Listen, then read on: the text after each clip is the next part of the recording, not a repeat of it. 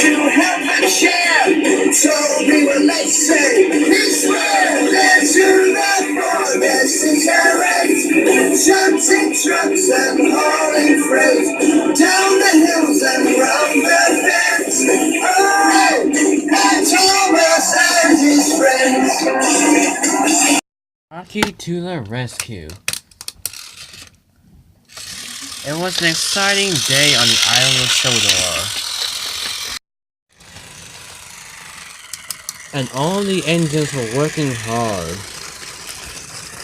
One morning, Gordon, Henry, and Edward were at the docks. When Paxton rolled in, pulling the crane. "Who is that?" asked Edward. "This is Rocky," said Paxton.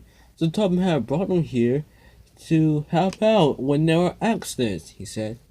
"Anyways, bye you three." But Paxton hurried away. "Hello, Rocky. I'm Edward." "Hello, Edward," said Rocky. "Nice to meet you. Who are you two friends?" "Oh, Rocky," said Edward. "This is Gordon and Henry." "Well, nice to meet you," said Rocky. But Gordon wasn't impressed. "Phew, something like that." "What do you mean?" poked Henry. "I mean, Paxton brought him here, right?" "Yes," Henry said. "Well, the crane, this crane right here," said Gordon. "Yes, this crane," Henry said. Thomas popped in. "Hello, Gordon, Henry, and Edward." "Wow, who's this?" "Oh, Thomas, Edward, this is Rocky, the crane. Paxton brought him here to help out whenever there are accidents on the railway." "Nice," said Thomas. "He could be helpful." "Not quite," said Gordon. "What do you mean?" said Thomas. "I mean, he can't be helpful." "Why? He's very big. I mean, if engines come off the rails, he can put them back on the rails, just as easily." "Thomas, he may be big, but he has no engine. Rocky can't move unless another engine pulls him." "Oh, I see," said Henry. "What use is something that can't move unless the engine pulls him?" "You're right, Henry. He'll only get in the way of important engines like me." "Well, I gotta say, it's lucky Harvey came to the island. I mean, cranes that can't move on their own is not really useful at all." "You're right, which makes Harvey seem the better one." "Oh, come on," said Thomas. "Just because Rocky can't move doesn't mean he can't be useful," said Thomas. Then he puffed away. "How rude, guys," Edward said. "Just because he can't move doesn't mean he can't be useful. I mean, all things can't move, they can still be useful." "Not quite," said Gordon. "Yeah," said Henry. "Anyways, I have to pull this train right now." Henry's train was right next to Rocky. He buffered down. "Hello, Henry," said Rocky. "I can help you with that heavy load." "No, thanks, Henry. I don't need your help. I've got this myself." Then Henry puffed away.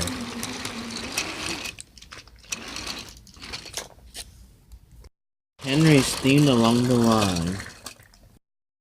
Henry was still thinking about Rocky when Stanley was waiting for Henry to pass. Henry was going too fast. Huh? Wait, slow down, Henry, Stanley said. "Oh no." Henry put on his brakes.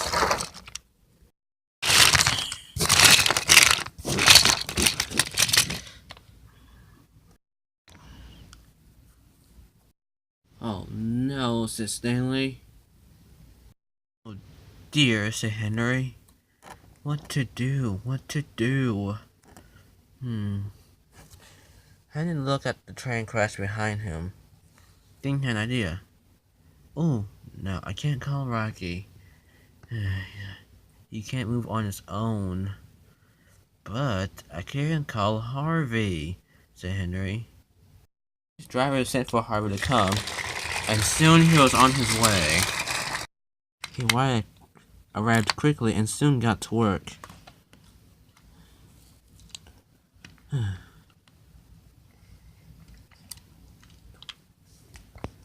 The Harvey's moving was very heavy. He could only lift each piece one by one. This is going to take me a long time, said Harvey. Then Thomas's Stepney arrived. Oh dear, what happened here? Said Thomas.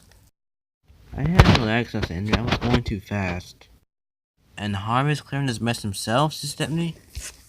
Henry, we need Rocky. He can clear this mess up easily. No way, Harvey's doing a fine job. You must be patient. I can be patient, Stepney said, but we're going to be late. But then, all the engines can hear something thundering down the tracks. What's that? Said Stanley. It was Gordon and Spencer, racing along the line. Oh no, said Harvey. Let's see who shall be the winner on the way to Netford, said Gordon. I'm sure I'll win, said Spencer. I'm streamlined after all. Yeah, well, I'm the fastest in the Sodor, so I'll easily beat you. Spencer saw the accident in the distance. Spencer, brakes! And Gordon and Spencer quickly put on the brakes. They keep going fast, said Stephanie. This is gonna be an even bigger crash. Gordon and Spencer crashed into Harvey. They both came off the rails and threw Harvey off the rails. Fizzling fireboxes, said Spencer. What's happened here? Oh, the indignity, said Gordon.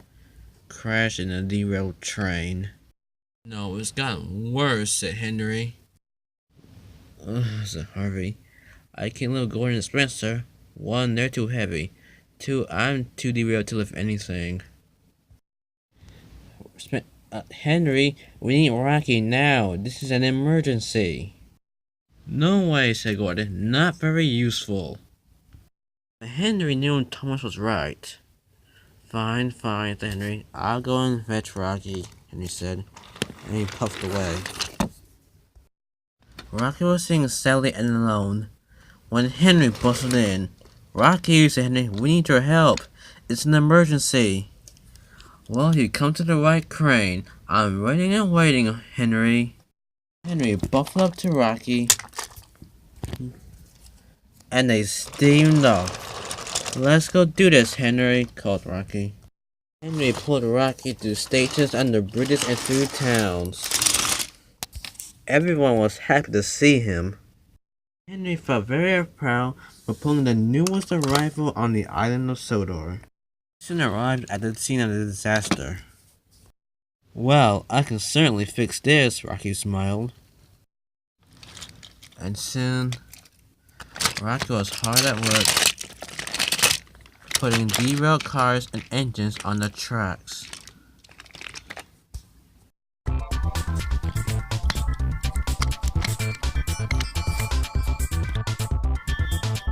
Moved into the siding so Rocky could attend to Spencer and Gordon.